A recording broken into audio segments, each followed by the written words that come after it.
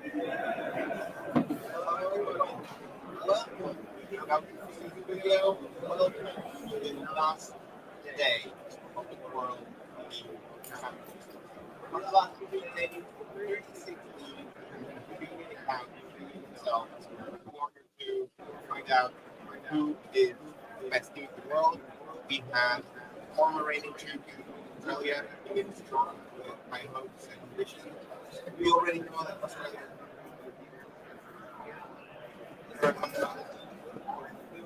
quite hungry, quite occupied to meet that very important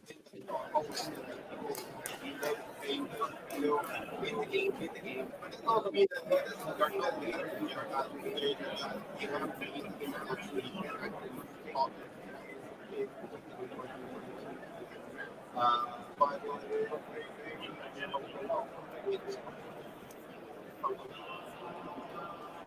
so today we are going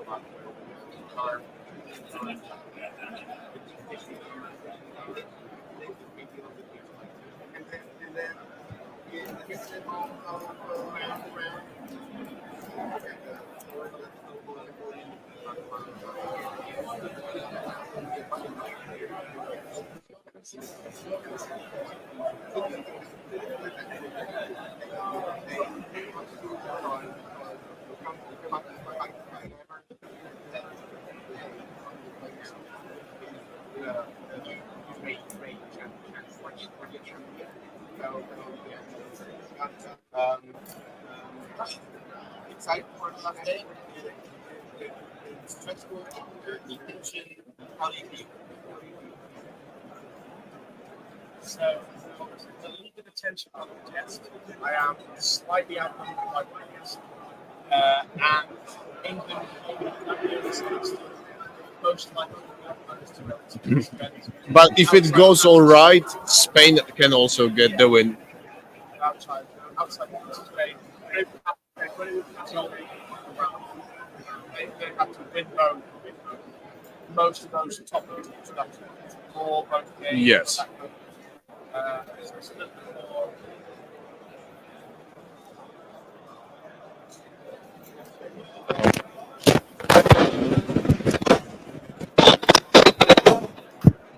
But yeah, so even more than yesterday is going to be an absolute nightmare for and definitely the players on the team. Yes, certainly. Me and Nathan, we were dying at one point. Like, I couldn't stand the stress.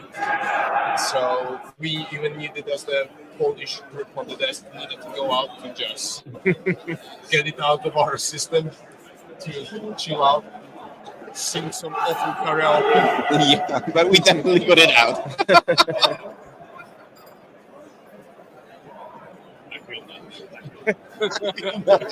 I feel my face. No, excited to see kind of what I think happening. We have Team USA and Team England pairing process over here. Other teams are coming in, they're doing their chance, getting ready for the pairing process, but most of the teams are starting to get together for pairings. So over the next few minutes, we'll probably get interrupted a lot as they finish pairings and then start yelling and screaming at the top of their lungs that they're going to win. I suppose I will go through kind of the placements that we have right now, and then I'll go through our pairings, just so we kind of have an idea of what the top 10 looks like. I'm not going to go through all the placings because that's way too much. And then I will go through all the pairings, though, because that's like half as many.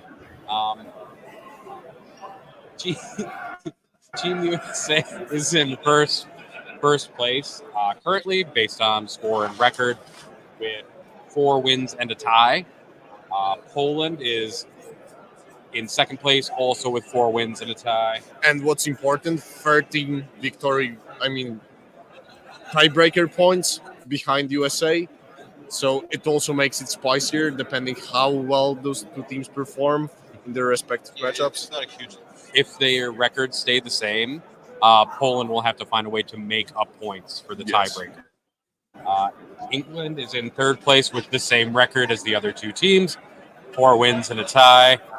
So, like we talked about kind of at the beginning of this event, you can win with a tie. And in this situation, somebody will win with at least one tie. Yeah.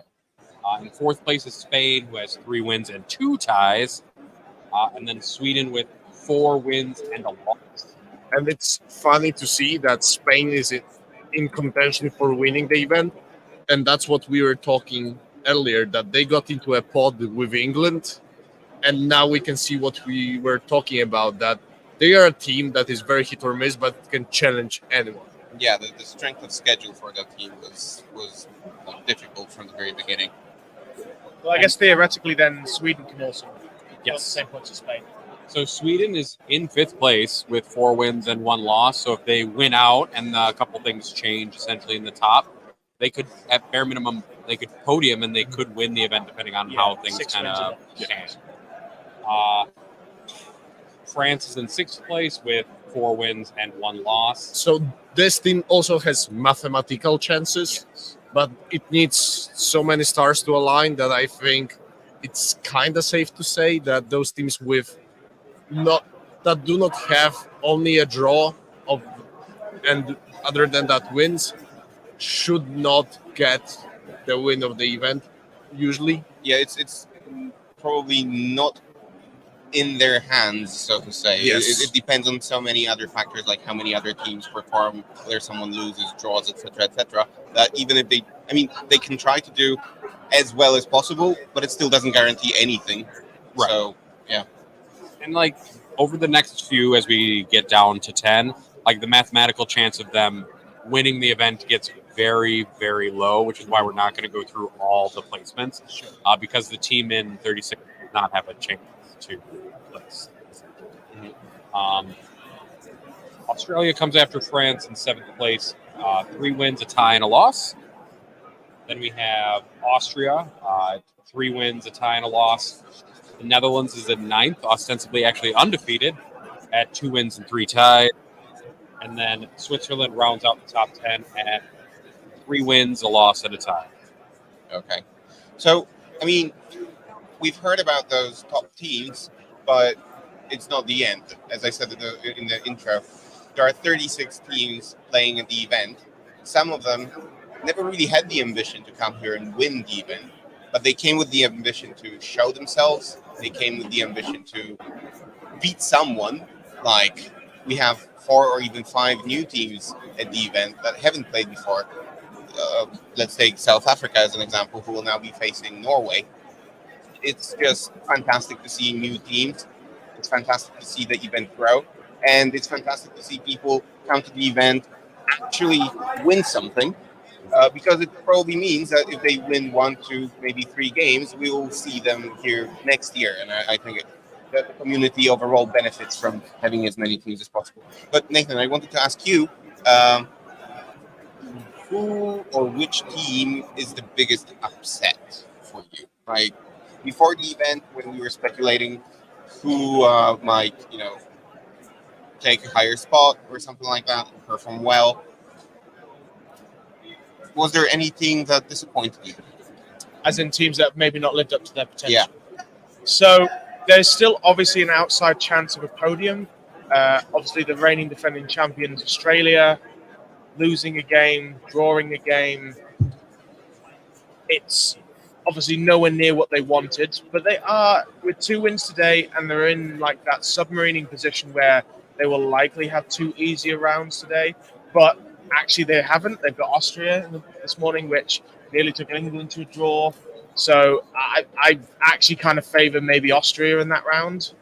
And I think maybe lower down Iceland. I thought Iceland would have a better performance. That was They had some good guys coming over to UK tournaments, doing really, really well. 4-1s, 5-0s. Getting into the Jokkel's been fantastic. Part of Team Ignite, who are dominating the UK tournaments at the moment. And other teams, I thought Germany would do a bit better this year, but they had a really rough day yesterday. Again, probably the favorite team over Sweden, but somehow. But they were very close to getting draws in those 2 games they lost. They lost by 1 and by 3 points. Exactly. So it might have been just one swing on the cards last turn somewhere that might have gotten them there. Mhm. And I know when I spoke to USA that for a fact some of the games, their win against Germany came down to like one hazardous roll on a Kairos that swung that game to get the actual win. So I personally think it's not taking a Wraith Knight in their Eldar, but no, I'm joking. We also have from the newer teams, we have, oh boy, the Bird Hat's going on a walk. The big bird now actually looks like a big bird. Now he is. The big bird is now the big referee. So Lim, our head judge, is now the head bird. But what I wanted to point out is that New Zealand is doing definitely the best of our new teams. They're in 15th place heading into the final day. They have 1 loss, 2 wins, 2 draws, which is a very good showing. Next of the new teams is South Africa, who is in 20th with 1 win, 3 draws, and a loss. So also our new teams are doing pretty reasonably. Yeah, so New Zealand, it must be testament to to the skill that they are bringing, especially that, first of all, they came from far away. Second of all, the team was not united before they came to the event because like David, who is probably one of the star players of the team,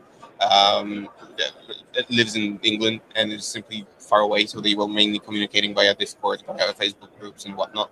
So they haven't really had an opportunity to actually play together. And I know that David, when he came here on the first day of the event, he actually met some members of his team face to face for the first time ever. So taking all that into consideration, I think their performance is amazing.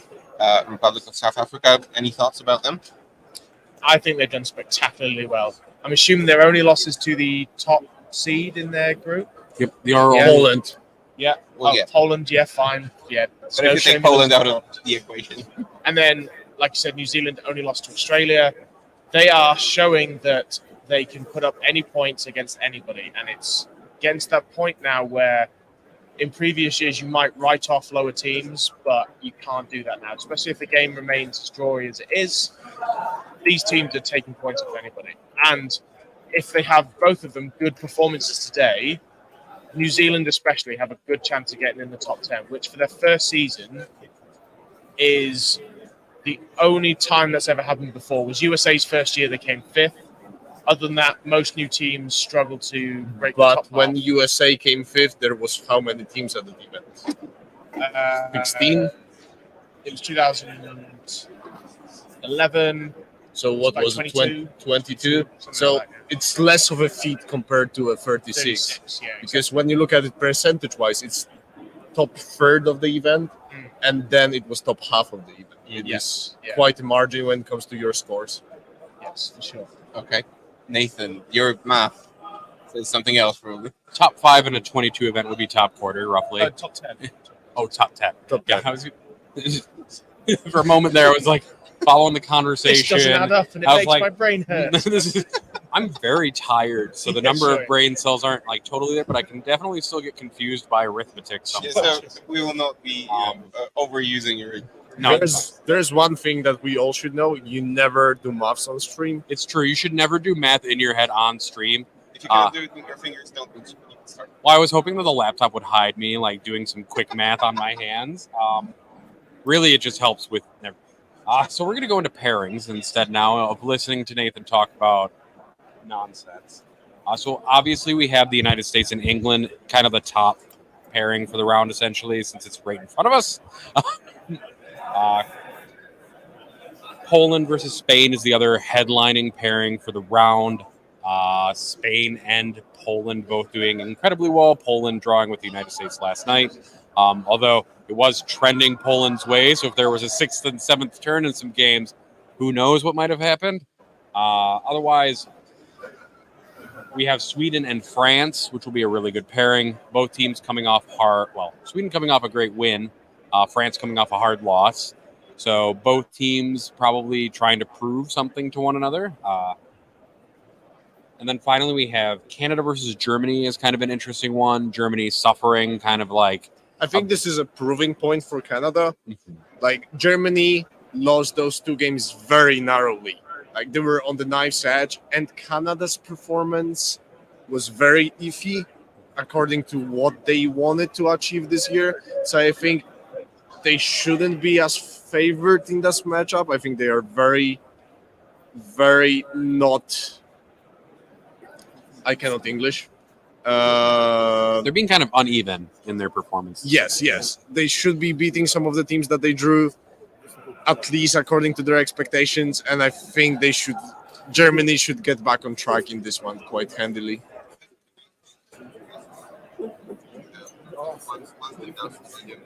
So maybe not for this panel, maybe at the end. Yeah. Yeah. And then we have Norway and South Africa, which should be interesting. Norway put a lot of work in this year. South Africa is a new team that has been doing well this year. So kind of an interesting matchup. Then we have 2 teams whose names I'm probably going to flip a lot, which is Australia and Austria. Fortunately, it will be okay because if I flip them, then still remember the other one, it'll be all right. And then the last interesting pairing that I've got in front of me is New Zealand versus Scotland. Kind of a longer time WTC participant against the new rising WTC participant. That one can be a really good one. The winner of that is probably the trials. Again, it's going to probably go on and try and get it out to the Yeah. And both teams would be pretty proud, I think, of a win in this scenario, kind of getting that top 10 spot. I mean, Scotland last round got paired down into Australia. Down. No, I mean paired down because they had better. I know. So yes, better record, but perhaps they got paired down into a team that was upset. teammates going head-to-head against pairings.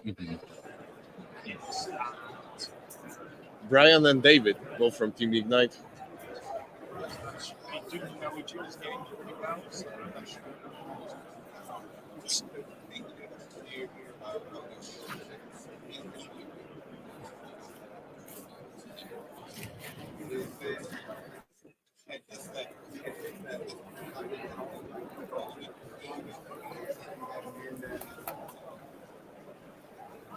Something. How about now? So what are your feelings going into that game? Again, is England? What's the situation? definitely not very don't be advertising every other team here. Don't going around start stupid. I wouldn't say US first better.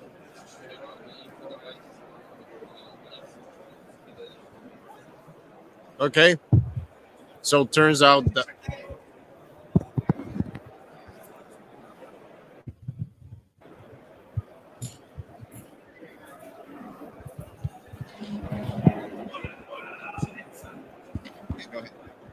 So going back into this round with the USA and England, what you have to do is not let the star power effectively change your pairings. You can't just assume that because Sean Naden's a fantastic player, he's just going to beat you, even though your list is maybe favorable against his. You just need to know how to play it. I think it's always going to be one of those. It's always going to be one of those where this is a very tough round, and I think I do favor USA in this round. However, the underdogs that are England, I think they can also actually put up either a very good fight to get this to a draw, or if they're lucky, they might sneak out a win. And Josh is fantastic at pairings, so I think this will go down to the wire, and I don't think it's going to be a blowout. Or that's famous last words.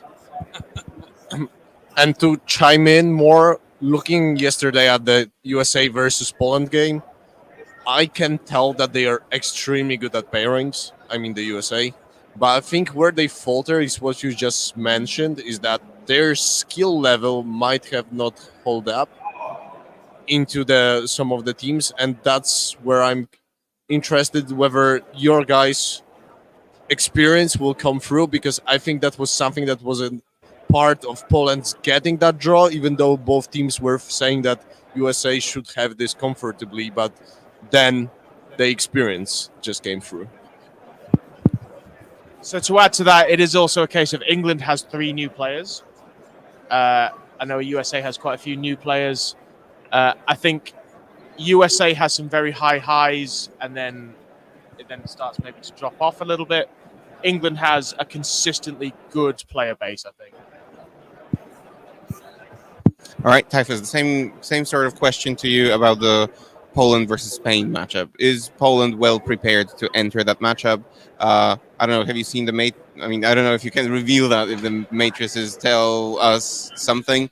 Are there any? Or maybe I'll change the question. Do you think that the Polish players, the Polish coaches, the Polish captain have understood Spain's list and know how to tackle them? So I think if we were to compare them to USA, Spain is not as good. Let's just be honest. And I think where it's at this point is that Spain has a little bit worse list when it comes to 7th, 8th choice, where you can see Lucas with his orcs pulling through immense scores and just being a great addition to their team. I think the Spanish orcs are way worse in how they will do in the pairings, and I think that's one of the points where we can see Poland getting it better. And I think skill-wise, Spain might be slightly worse than USA. And from what I know, USA was one of the worst teams when it comes to our estimations because of how the Grey Knights actually and Orcs worked into our team. So I'm not as scared. I think our boys should have it.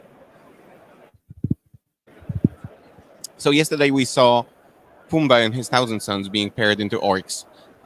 Do you think that the guys are going to go the same route today, and that Pumba will once again try to get the orc matchup because now he has the experience, he knows how to play them, and these orcs are not as strong, so maybe it will be easier to steal some points? Or do you think they're going to approach this round with a completely different plan?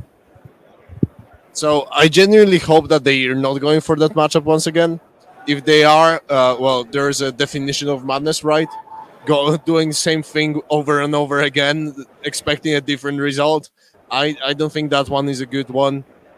So I think Pumba learned his lesson, and to be fair, the list is wildly different, but still, what I would say about that matchup, if someone was watching, you can see that Teesons do not have enough resources to deal with so many trucks and vehicles. They are great at dealing with 1, 2 tough vehicles like Knights say, but they are not really as good into 9 trucks running around because simply your small squads cannot deal with them and then just get charged.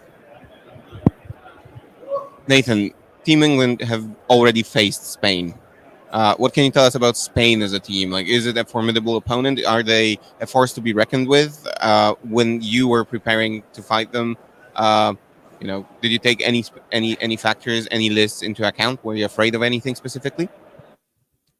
So I think what affected the round versus Spain the most was actually the mission, because the mission that they played in round 3 was the mission that allowed armies that were maybe a little bit more static to actually play the kill more and just hold 1 and get 12 points a turn for primary. So that actually kind of favored quite a few of their lists. So that's a little bit what pushed that game to a much tighter round. I think they do have fantastic lists. They have some interesting choices in them. But like we've said earlier, I think Poland should come out of this. And I think what will be the most interesting part is if Poland can make a statement here, stamp their mark on trying to win this event, and get the good points. Because what could happen out of this round is if USA and England is tight and Poland smashes Spain, then they will leapfrog in points. And that will put Poland in the driving seat for work first.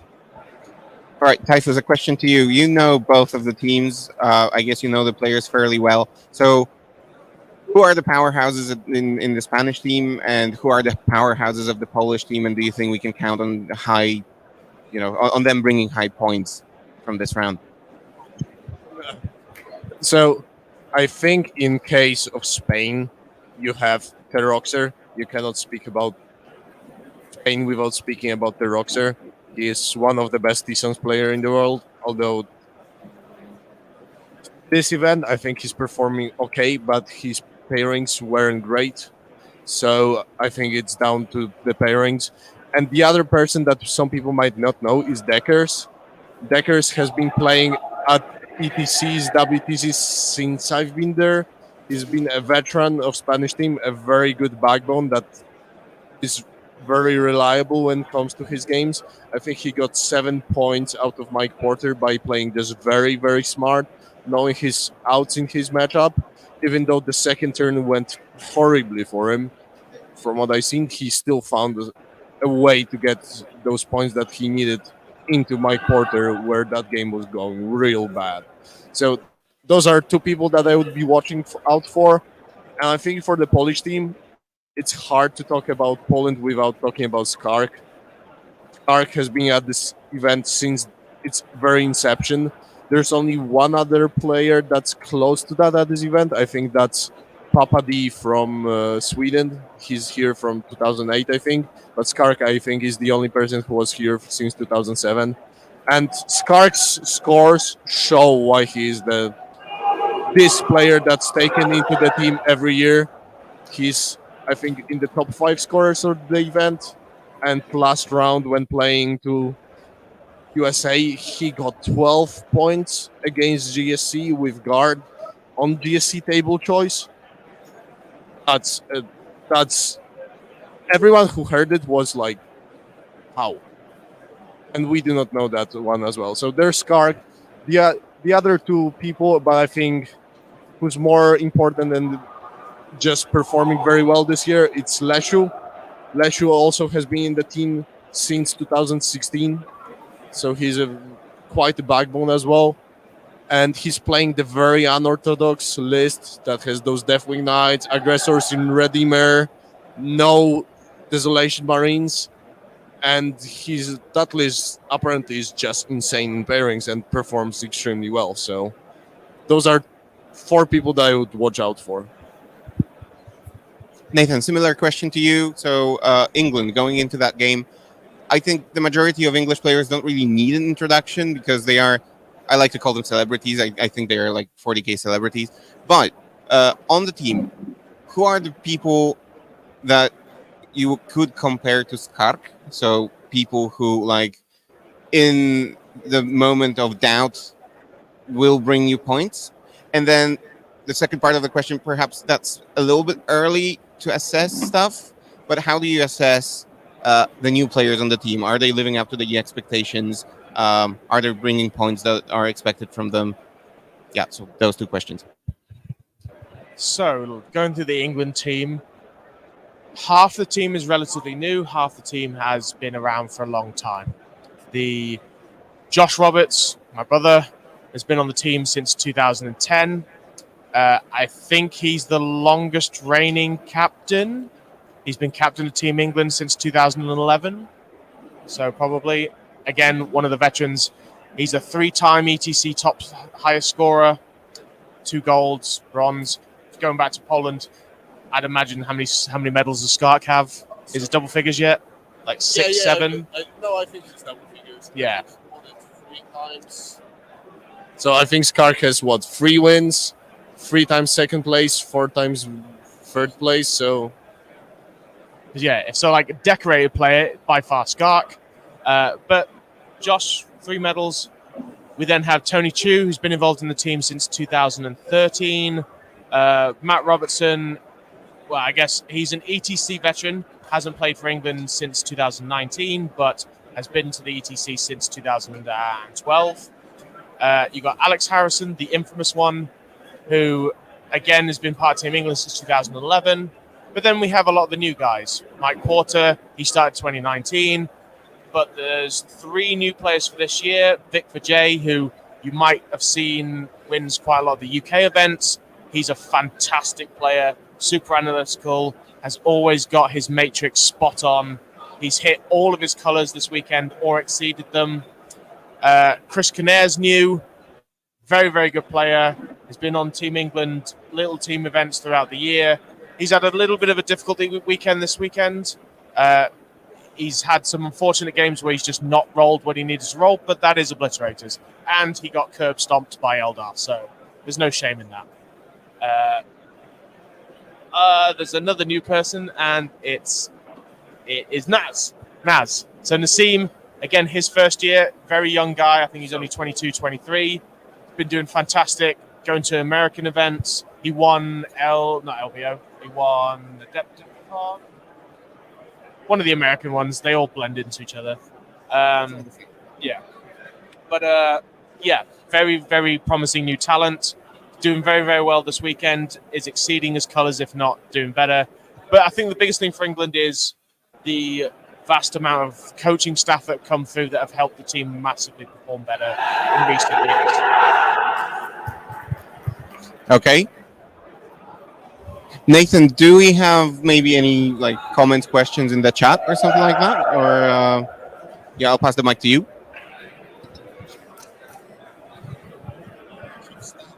We do have stats, which we can talk about. The other thing to talk about is apparently Steve Joel wants to remind us that the only thing that's important is New Zealand versus Scotland, and that we're spending all this time talking about matches that aren't important.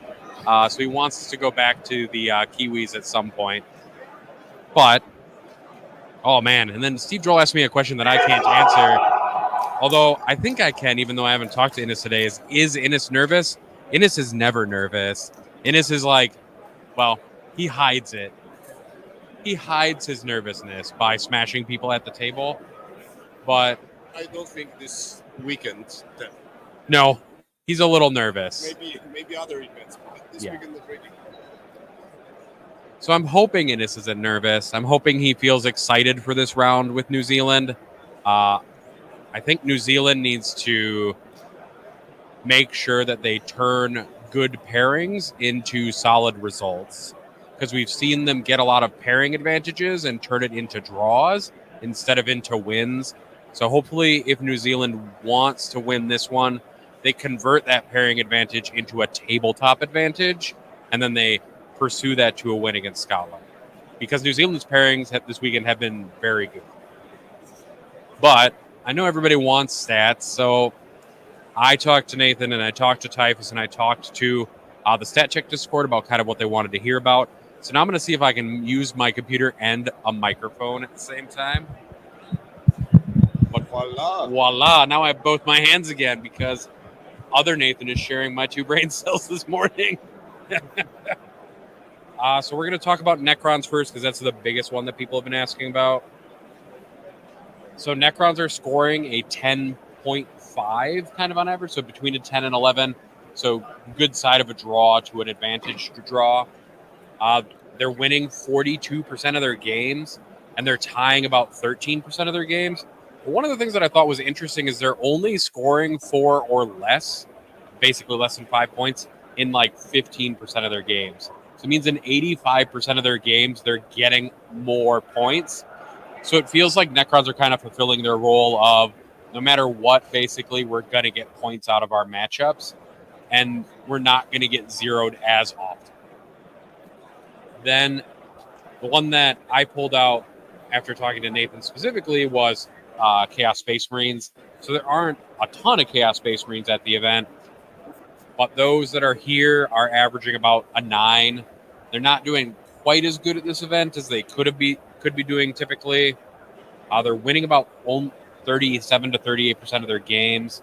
They have a lot of losses, 40 losses, 32 wins, and 13 ties, essentially. So it might be that the Chaos Space Marines aren't fully pulling their weight, but I think at the end of the day today, I'm going to have some time to sit with some of the stats, pull some of this faction versus faction and pairings data out. We can take a look at some of the factions and see if like we're really making good choices when we're picking techniques to our games. Yeah, I think one thing to point out with Chaos Space Marines is that when I was walking throughout the tables, they were paired into Eldari a lot. Yep. Like they were bossed a lot, and I think it tanks their performance quite a bit. Yeah, this is something that I've actually considered a lot, and I think I mentioned it yesterday, is just removing Eldar from my pairings data, because when you're doing that, and a lot of there's like essentially two philosophies that I've seen so far: is you pair somebody to throw them under the bus, or you pair somebody that you hope can just drag points off of them. Although a couple teams have also just started pairing Eldar into each other and seeing who like can become a swing point for a round effectively by hopefully outplaying or outdicing their opponent. And for pairing somebody in to drag out points, we see a lot of Gene Stealer Cult, and we see a lot of Chaos Space Marines paired into Eldar. And the Chaos Space Marines feels like the weaker of the factions that you can pair into Eldar in that situation. And then the last thing we'll talk about Gene Stealer Cult really quickly. They're actually also doing very well at the event. They've kind of bounced back a little bit after kind of a tepid pod period performance. They're scoring about an 11, so a 10.7, so kind of tilting more towards the 11 than towards the 10, so tilting towards a win.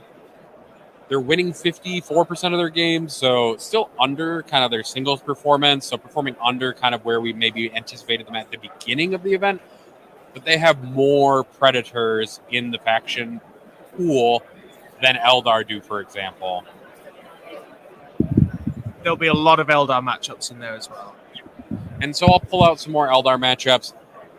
I don't know if we'll get to that coverage during the event, but maybe we can do a post-event with the four of us, and, well, five of us, because Joker can also be there on the bench instead of behind the tech. Otherwise, though, 92 wins, 18 ties, 60 losses for GSE. We are about to get buried in sound by England in just a second. Oh, Brexit means Brexit. I was going to say that maybe their chance should be retake the colonies or something like that. But when I told that to Alex Harrison this morning very briefly, he got kind of excited. So maybe. The United States, on the other hand, doesn't seem pulled together to outshout anybody just yet. But maybe they're just waiting to hear how loud England is so that they can get louder. USA actually got filed an official complaint about shouting too loud. Oh, did they? Yes. Well, Zabiotti would know.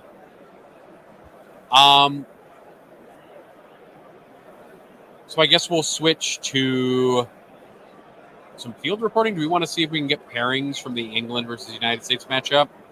Yep, I'll go for it. And you can try to fix the mic. And we can try to fix a microphone. Polska, Hiszpania. Oh, apparently Joker just told me that the pairings for Poland versus Spain are there. So we might want to check this out. And Sweden, France. Sweden, France is also in the system apparently. So Nathan, I'll pass the mic to you. Or well, yeah, we can move. England. A nice loud chant, although they were also right next to us. Yeah. So I'm not going to give them. Anyone but. Yeah. The desk is spicy this morning.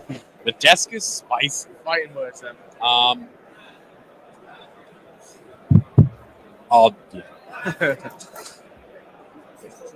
Whatever. Please don't.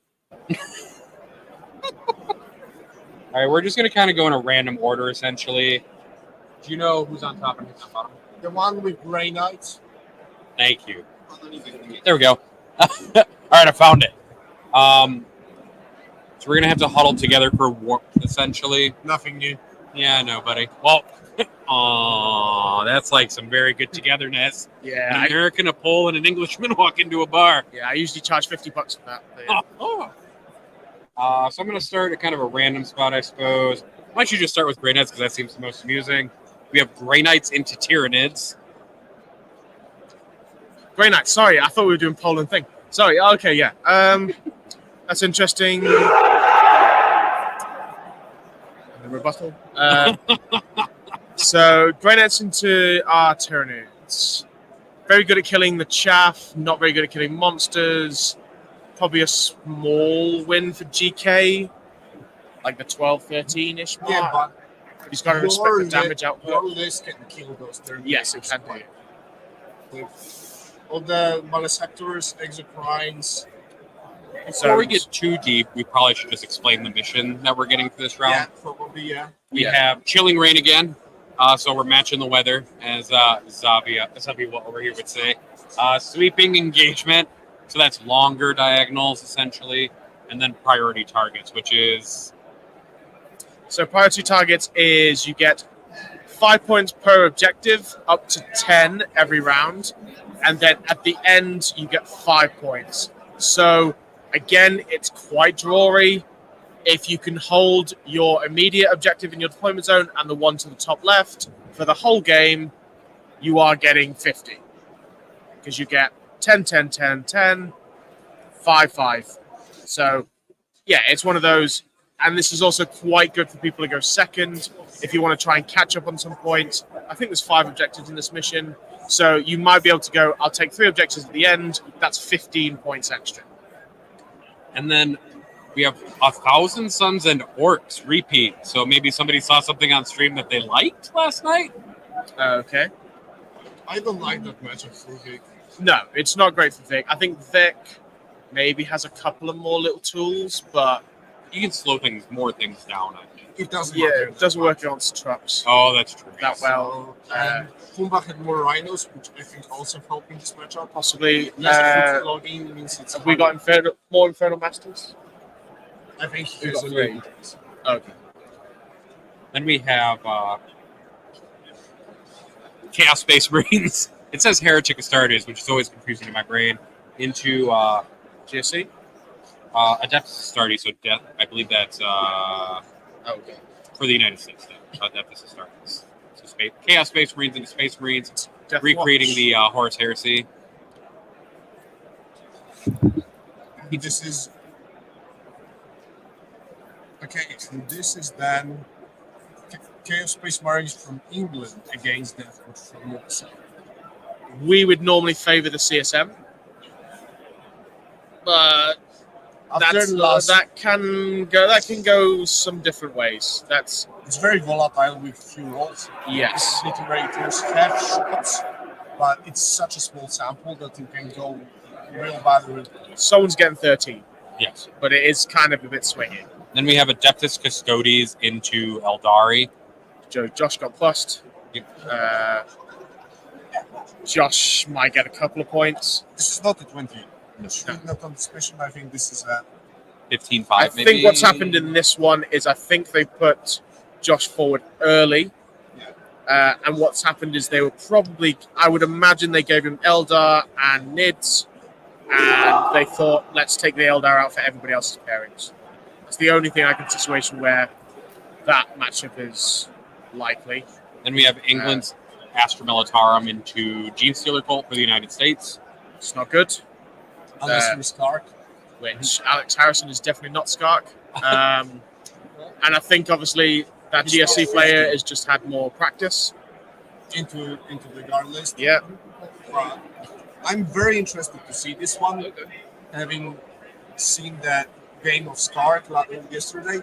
How will Alex hold up to the expectations set now, and how the benefit of playing against Stark will be given impact into this one matchup.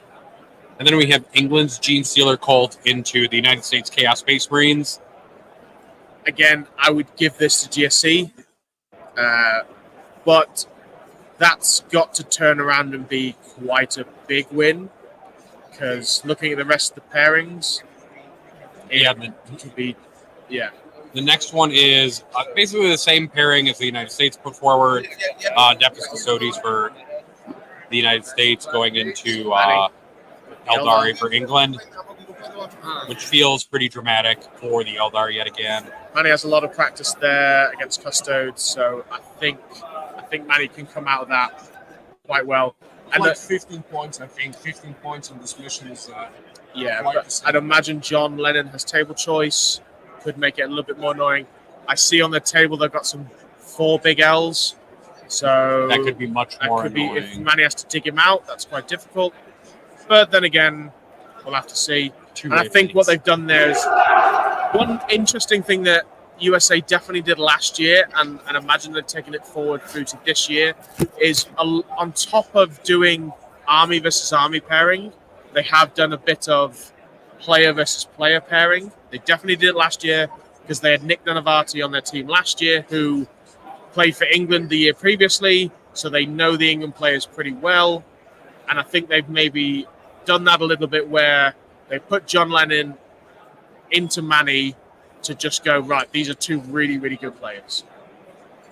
And then I don't think we talked about this one. This is Death Watch into Tyranids, so that's the United States on Tyranids and England on Death Watch. That should be quite comfortable for Sean.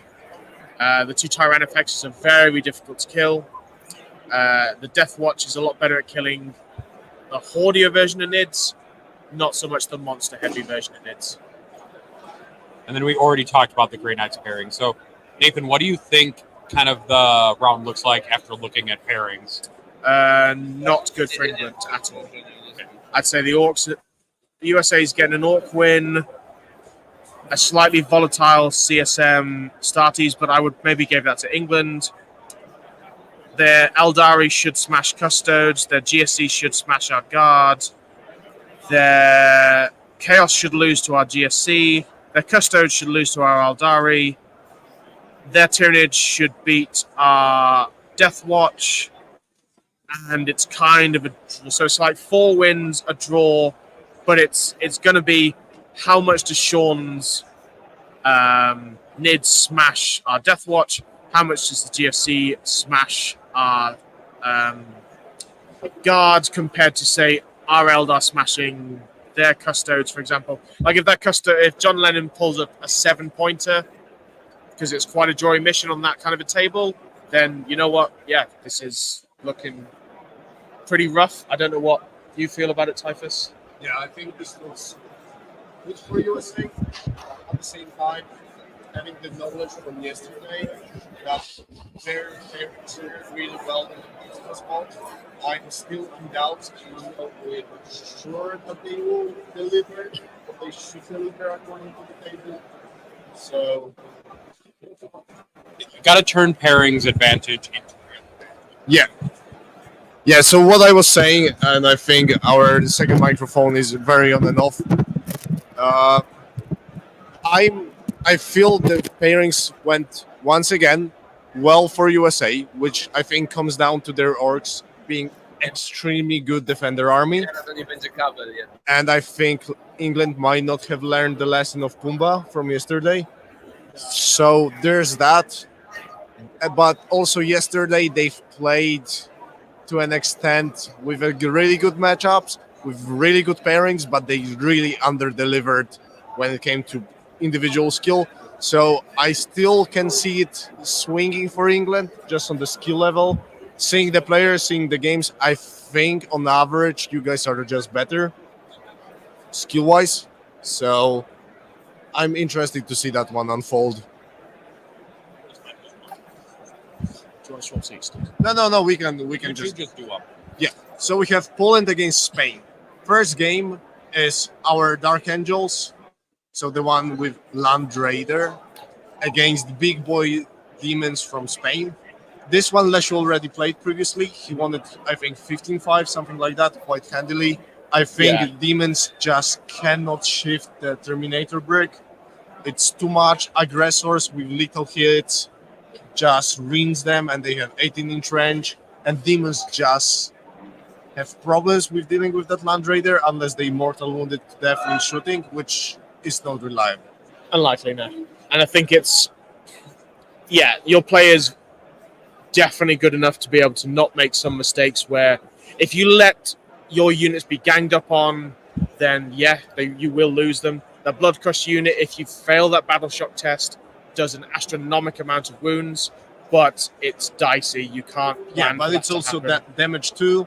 So mortal wounds in current editions, if Death Ignites have -1 damage, then it applies first. So it's a little bit less damage into. It's only damage 1 mortal. Yeah, damage 1 mortal. So it's not as good. No. And then we have Pumba, who was on the stream yesterday with his 1,000 Suns playing against Astra Militarum. This matchup looks on paper bad for 1,000 Suns. Triple Rhino helps a lot. Triple Rhino and double Lone Op. Yeah.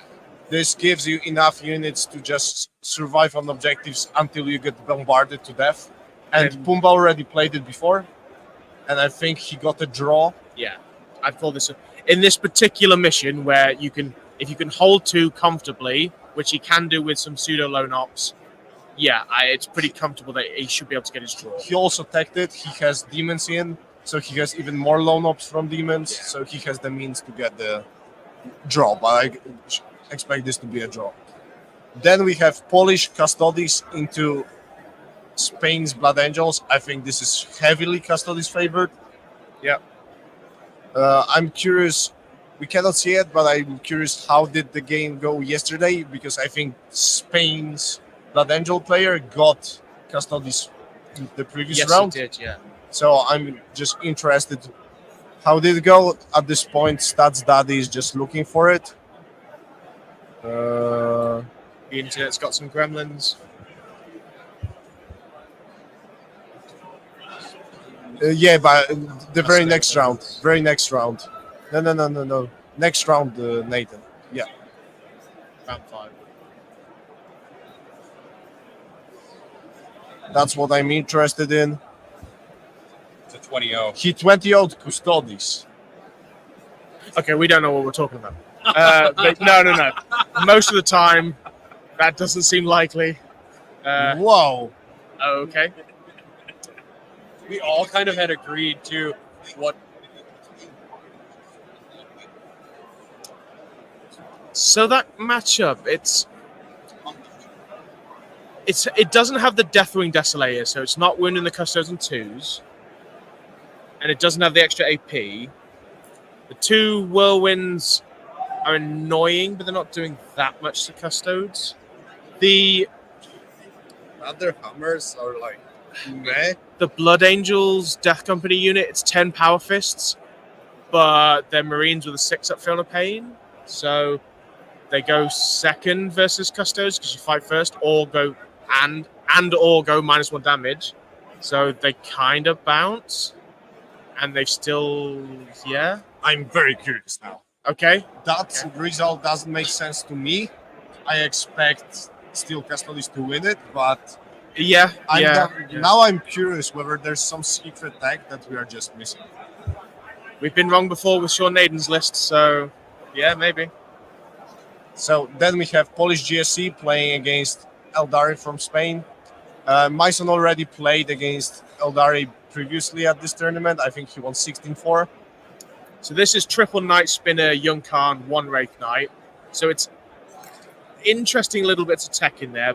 But the 3 Ravagers, again, do pretty much nothing other than please stop deep striking my deployment zone. Other than that, they're not really doing anything else. Then we have Polish Tau against Spain's Custodes. This is a matchup that this Tau was designed to deal with. So I'm very interested how that one will hold up in the actual practice at the event. I think if the Custo players got to choose board and it's maybe a little bit in this drawing mission, we might see not the It's never a smash blowout. that the Tau. It's never a blowout. But it's a game that Tau easily holds to at least a draw. Sure. If you know what you are doing, that is. If you do not know, one mistake, that game falls apart. Yeah. Then we have Skark again with his guard playing into GSC again. Maybe he got some lessons from yesterday to make Yeah, it even maybe. more of a win. Let's see if he can get better than 12. That's his goal. If he gets another 12, No, we will all need to understand how he does it. Because he'll get 15. I'm telling you now. then we have Polish Necrons against Orcs. I think that one is drawish. Yeah. This Orc list has a lot more damage, but it's still not enough damage to actually kill the Necrons. You've got enough shooting there to probably put a ball boy unit down, like most turns. Yeah. He has 2 Doomsday Arcs, 6 heavy destroyers with You should be able to pick up those units. They're not that easy to hide. They're mounted. They can't get around terrain as easily. But then the last game, I think this is the most interesting one for me in this round, Yeah. which is Polish Eldari, played by Duda, who just won a Eldari Mirror going second. Yes. last round, Hero events, yeah. outskilling his opponent. So, and he's playing against Teroxer with his Thousand Sons, where Teroxer delivered once a win, once a loss. Yeah, so he got in the singles, he got 16-4 versus Eldar, got 20-0 by Eldar, and well, I don't know if it was last round or the round before, got 20-0 by Eldar. Yeah. So, And Duda played this matchup before and got 17-3, I think, at one point. So, but the game of Blood Angels versus Custodes will be on the El Cobrador stream, which we're looking forward to. We have Grey Knights on stream as well. The United States has decided to let their Grey Knights be revealed to the world, apparently. Hell yeah. well, I believe what happened yesterday was there was a list of people who refused to be on stream, but the organizers decided that unless you had a job or medical reason as to why you were not allowed to be on stream, you were not allowed to refuse the stream. So there are definitely people who have legal reasons why they can't be on stream. Obviously, that makes sense that they can't be there. Hidden Grey Knights Tech is not one of them. Also, there's only 2 games left. It's not that fancy. Calm down. It's quite straightforward. It's a surprise, but when you play it, it's not any secret what it does on the board. Yeah, you painted your custode silver and they bounce around a lot. That's about it. Is there anything else we want to cover this morning? Do we have any interviews lined up? France, Sweden, is that up yet? Yep. So Sweden versus France, their pairings are up, and we want to go over France Yep. and Sweden. Yeah. Because again, they are title contenders, and likely whoever wins France, Sweden would be playing either the winners of England, USA, or Spain, Poland, presumably. Yeah. If USA wins against England and Poland wins against Spain, then the pairings start getting funky because they cannot play each other. They will be still in the first and second position. So how Swiss works, they will be paired down into other teams.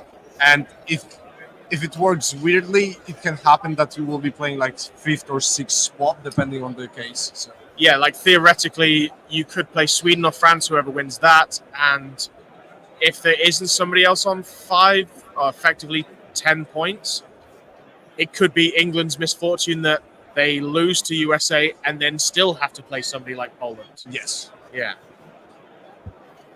So you want to go through it? Sure, we have Sweden versus France. So first off, we have Chaos Knights into Chaos Space Marines. I'd have to see how many Blitz are in the Chaos Space Marine list. I think only 4. This one 4. If the multiple Forge Fiends. Pyros. Oh, this is France. They have no Obliterators. yeah, they have, Oh. yeah. Then I actually kind of like Chaos Knights for this. yeah. I love getting to say that. They just struggle sometimes. But no, the Chaos Knights go full send. I think this is a 14 Chaos Knight list. I think in our studio team we have 3 Chaos Knight players. Yeah. So we're like rooting for Yeah. them whenever we can. Which is why we're experts, because you have to play really well to actually get anything out of them. If you push 3 on the marker, that's very skillful. 13 plus D. So yes, 13 plus demons. So the lone op helps as well in this mission, especially against CSM. I actually kind of favor Chaos Knights in that one. Yeah, they'll dominate primary in a mission where, again, it's a little bit like the last round. If the Chaos Knights actually plays a little bit cagey, because the CSM doesn't have that much shooting, if he dominates the primary late game and goes, deny you, deny you, deny you, and I'll get 15 at the end, that's really, really tough for CSM. Fey Weaver's not doing a whole lot.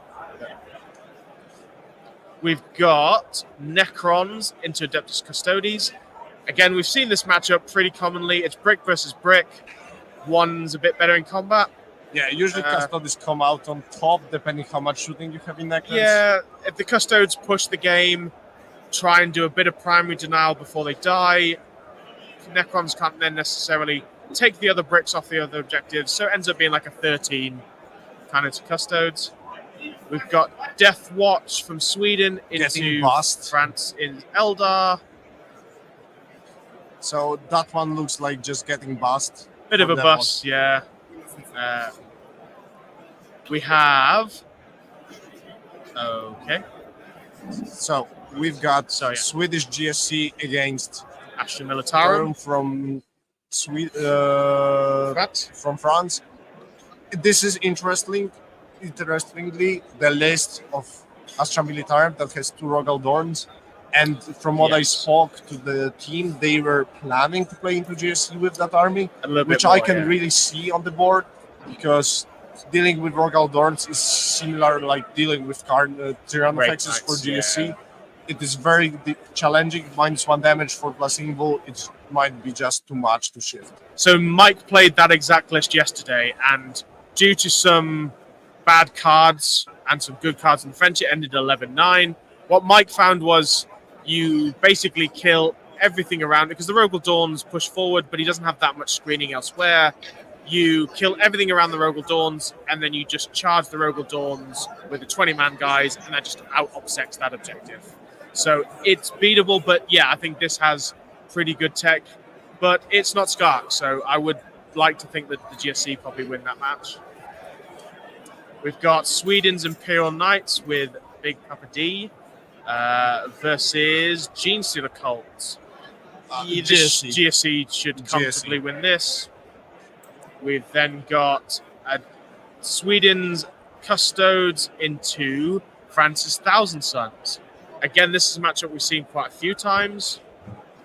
I think Custodes have a slight advantage here if the Thousand Sons have not teched into it enough.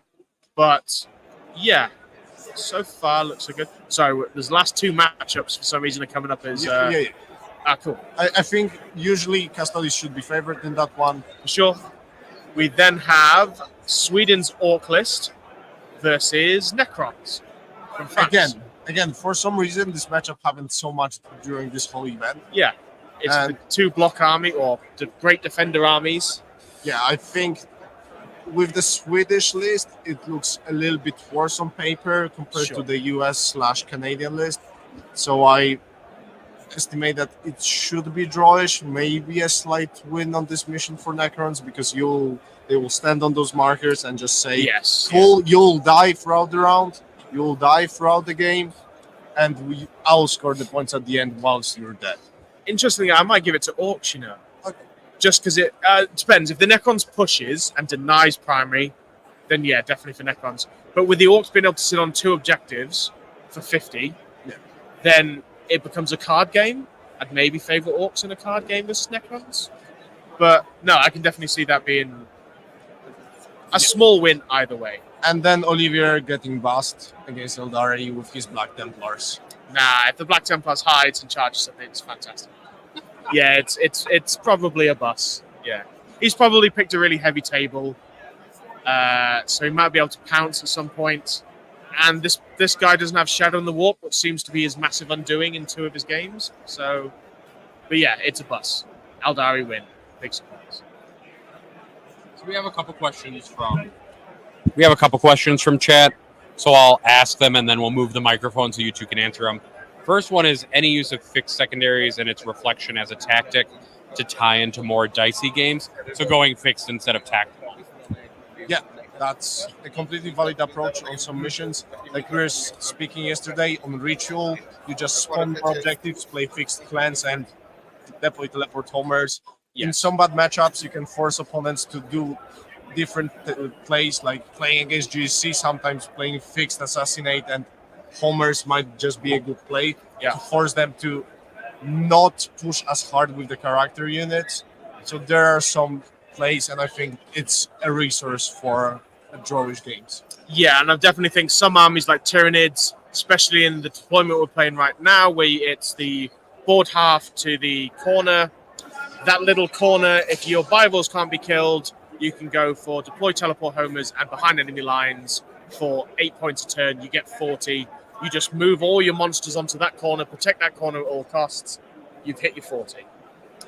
Yeah, there's quite a few. If your army's teched into it, things like Chaos Knights give up kill vehicles, Tau, kill vehicles. You might go, look, a 20, and if I can do teleport homers for 12 to 15, because you just take the center.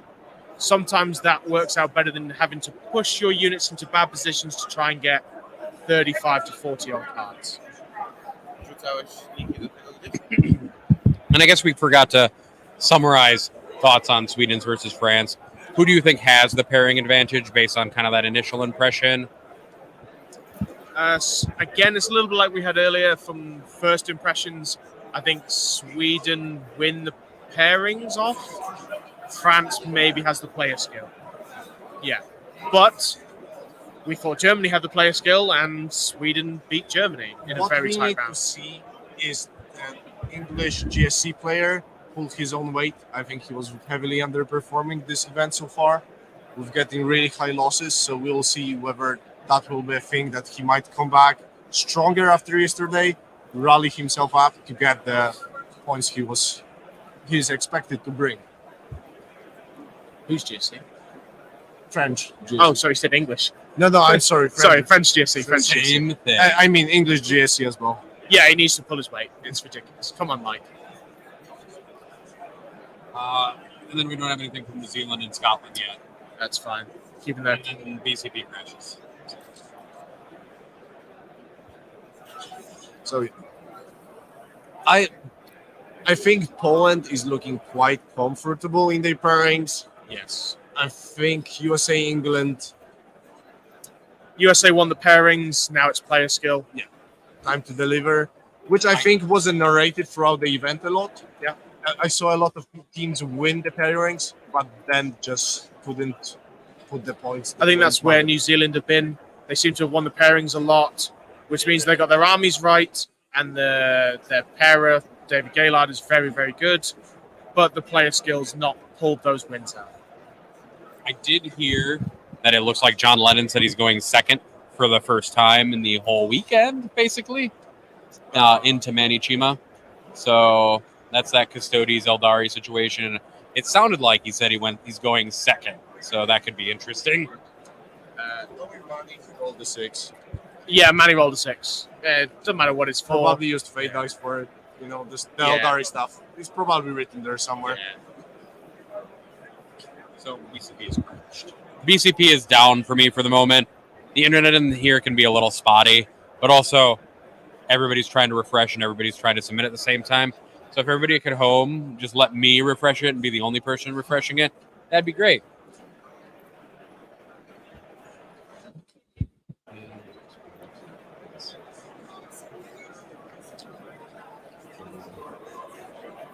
Here we go, New Zealand and Scotland. So we're going to do this in the funnest way possible, which is I will say a pairing, and then we're going to move the microphone.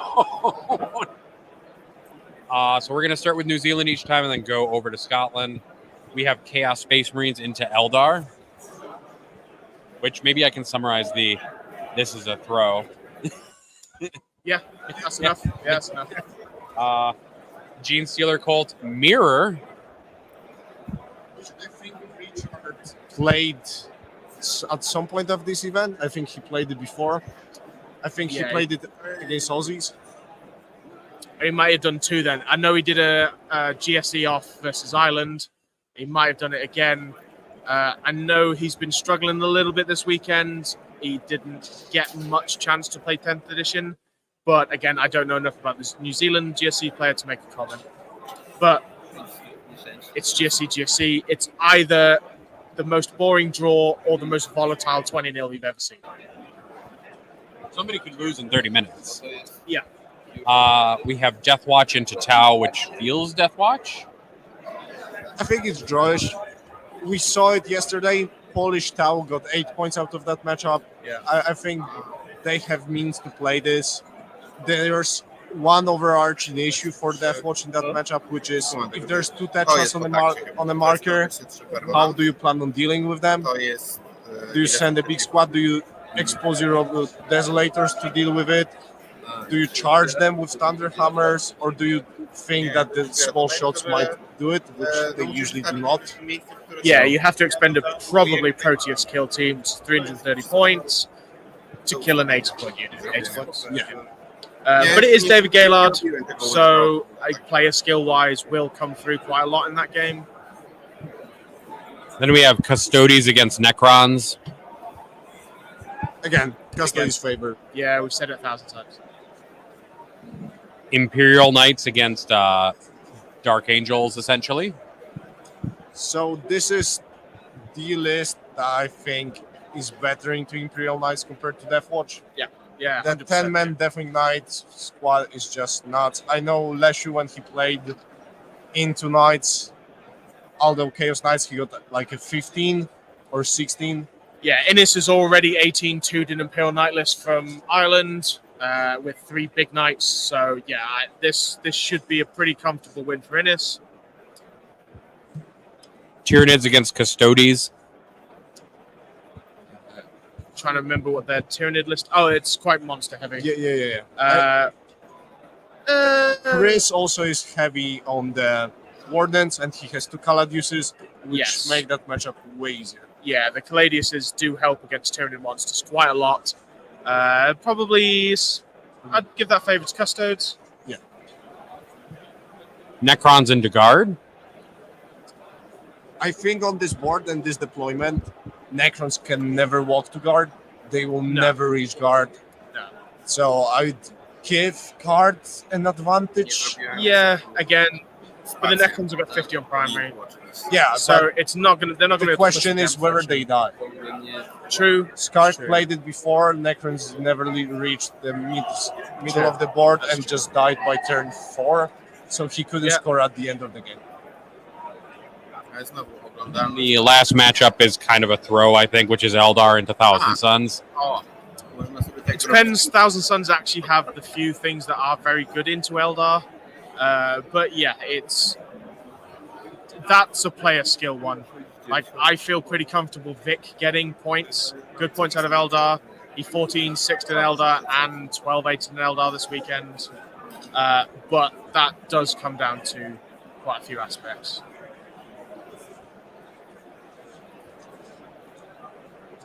So I think at this point there's no more comments. I think just yet. Anything you guys want to still touch upon? Not at this time, but we will probably come back with heart rates of over 180 as the results are coming in. And with my caloric intake, hopefully I won't die. But yeah, I think we'll be okay. They might be beer in hand. So thank you, everybody, for watching. I will actually just go grab Nathan a beer.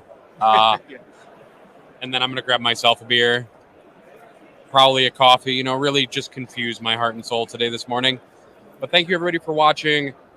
In chat, there's some Best Coast pairings links that you should follow if you want to follow some of the stuff that we're doing a lot, like some of the results for matches live. There's an affiliate link for BCP if you want to sign up for it. That will be included in the description of the video. Also, Contact Loss will be raffling off a Army Painter Speed Paint Mega Box, where if you join the Patreon by the end of today, essentially. So you have until the end of today, Central European Standard Time. You can get entered in to win that at a future date. That would be probably patreon.com/contactlost. If you have any questions, please ask them in chat on our videos, and we will try to get to them. We do sometimes miss them, but thank you, everybody, for watching. I've been Nathan. I've been other Nathan. And I've been not Nathan. Bye-bye.